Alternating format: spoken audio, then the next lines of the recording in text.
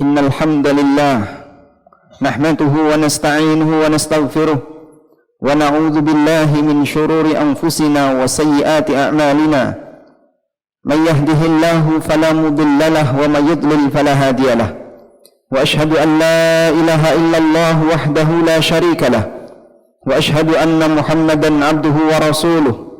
Ya ayyuhalladzina amanu taqullaha haqqa tuqatih wa la tamutunna illa wa antum muslimun. Ya ayyuhan nasu taqu rabbakum alladhi khalaqakum min nafsin wahidah wa khalaqa minha zawjaha wa batha minhuma rijalan katsiran wa nisaa'a wattaqullaha alladhi tasaaluna bihi wal arham innallaha kana 'alaykum raqiba. Ya ayyuhalladzina amanu taqullaha wa qulu qawlan sadida yuslih lakum a'malakum wa yaghfir lakum dhunubakum wa man yuti'illaha wa rasulahu faqad faza fawzan 'azima. Amma ba'du, fa inna asdaqal hadithi kitabullah wa khairal huda huda nabiyyina Muhammadin sallallahu alaihi wasallam wa syarral umuri muhdatsatuha fa inna kulla muhdatsatin fid dini bid'ah wa kulla bid'atin dalalah wa kulla dalalatin finnar. Wa usalli wa usallim ala nabiyyina Muhammadin wa ala alihi wa sahbihi ajma'in. Hadirin jamaah-jamaah dimuliakan Allah Ta'ala, bulan itu adalah bulan Safar di tahun 14 pasca kenabian. Berkumpullah beberapa orang di sebuah majlis yang disebut dengan Darun Nadwah. Di sana ada Abu Jahal, di sana ada Umayyah bin Khalaf, ada Rabi'ah bin Syaibah, ada Utbah bin Syaibah, Abul Bukhtari bin Hisham, Tu'aimah bin Adi, dan beberapa gombong dari orang-orang musyrikin. Mereka mendiskusikan bagaimana caranya agar bisa menghabisi Rasulullah sallallahu alaihi wasallam. Orang pertama dia usul, bagaimana kalau kita ikat Muhammad di dalam rumah, kita penjarakan dia di dalam rumah, kita tunggu pintunya sehingga tidak ada satupun orang yang boleh memberikan makan sampai akhirnya Muhammad mati. Namun ketika usulan ini disampaikan, disanggah oleh sebagian, dan kemudian usulan ini tidak diterima. Usulan yang kedua, bagaimana kalau Muhammad kita usir, kita buang dia jauh-jauh, yang penting pokoknya tidak tinggal di kota Makkah, sehingga kita sudah tidak lagi berurusan dengan Muhammad, kita bisa beristirahat. Namun usulan yang kedua ini juga disanggah dengan alasan Muhammad pintar mempengaruhi orang, dan dia bisa menyusun kekuatan kalau dia ditaruh di luar. Akhirnya usulan yang ketiga disampaikan oleh Abu Jahal. Abu Jahal menyampaikan, kita kumpulkan beberapa utusan dari masing-masing suku, lalu mereka disiapkan pedang yang tajam. Kemudian pada saat Muhammad tidur, serang bareng-bareng, sehingga ketika Bani Hashim menuntut darah Muhammad, maka dia akan berhadapan dengan semua suku yang telah membunuhnya. Maka Bani Hashim hanya bisa menuntut berupa bayar diat, dan nanti diatnya kita tanggung bareng-bareng. Iblis yang ketika itu hadir sebagai Syekhul Madian dengan tegas mengatakan, ma ra'aitu ra'ya illa ra'ya, aku tidak melihat ada satu pendapat yang lebih hebat dibandingkan pendapat kamu. Akhirnya pendapat inilah yang digunakan, dan Rasulullah sallallahu alaihi wasallam sudah mendapatkan wahyu dari Allah akan makar yang dilakukan oleh orang musyrikin ketika mereka mau menghabisi beliau sallallahu alaihi wasallam. Allah Ta'ala sebutkan di surat Al-Anfal, wa idh yamkuru bikal ladzina kafaru liyukhrijuka aw yaqtuluk liyuthbituka aw yaqtuluk aw yukhrijuk wa makaru wa makarallah wallahu khairul makirin. Ingatlah ketika orang-orang kafir melakukan makar untuk memenjarakan kamu, untuk membunuhmu dan mengusirmu wahai Muhammad. Mereka melakukan makar dan Allah Subhanahu wa taala membalas makar mereka. Wallahu khairul makirin, dan Allah Subhanahu wa taala sebaik-baik dalam membalas makar. Dan kita bisa lihat dalam catatan sejarah Nabi sallallahu alaihi wasallam ketika melakukan perjalanan hijrah meninggalkan kota Mekah, beliau menuju Madinah dalam kondisi selamat walaupun menempuh perjalanan yang sangat berat. Hadirin yang dimuliakan Allah taala, kita tidak sedang membahas tentang fenomena hijrah. Tapi yang ingin kita lihat di sini adalah bagaimana keberadaan orang-orang musyrikin yang mereka sudah diberi seorang nabi, tapi ternyata nabi itu mereka tolak. Padahal Nabi merupakan nikmat yang sangat luar biasa bagi umat manusia. Kehadiran beliau akan memberikan pencerahan bagi masyarakat. Mereka bisa mendapatkan pendidikan yang terbaik melalui wahyu Allah. Tapi ternyata nikmat besar itu justru mereka tolak. Maka saat nikmat itu ditolak oleh musyrikin, oleh orang-orang yang tidak bertanggung jawab, Allah pindahkan ke negeri yang lain.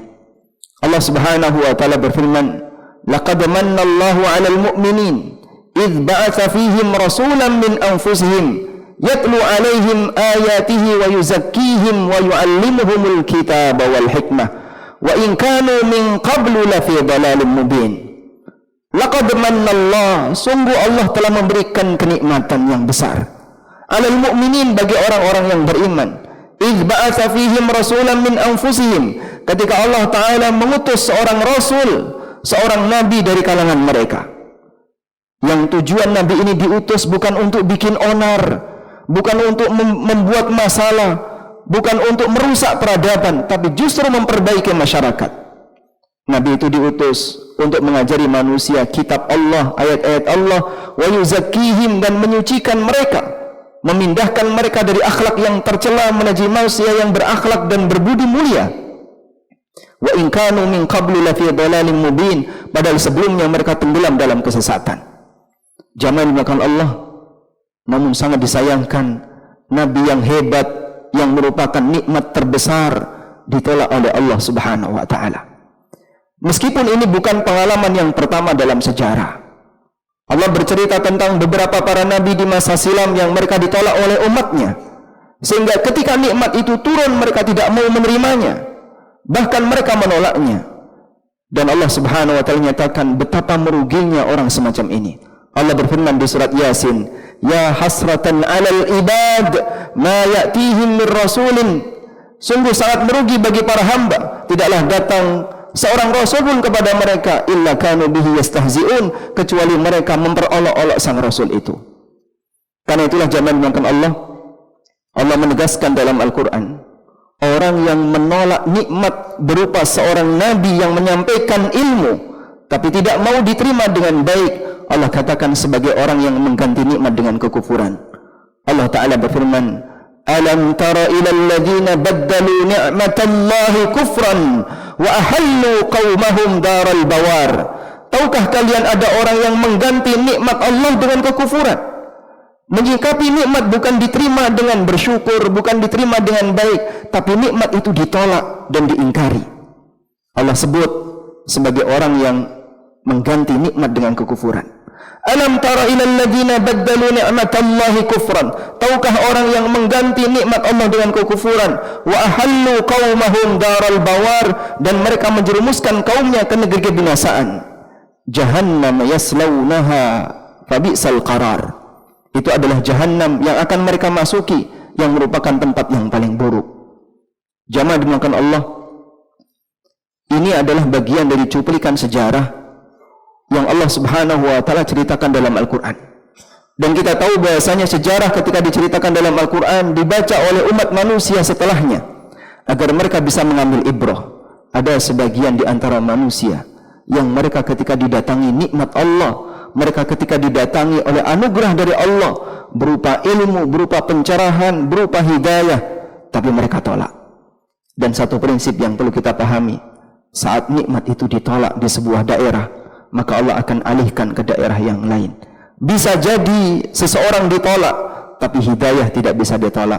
Li'anna Allah yahdi man yasha, karena Allah Subhanahu wa taala memberikan petunjuk kepada siapa saja yang Dia kehendaki. Demikian sebagai khutbah yang pertama, semoga bermanfaat. Aqulu qauli hadza wa astaghfirullah.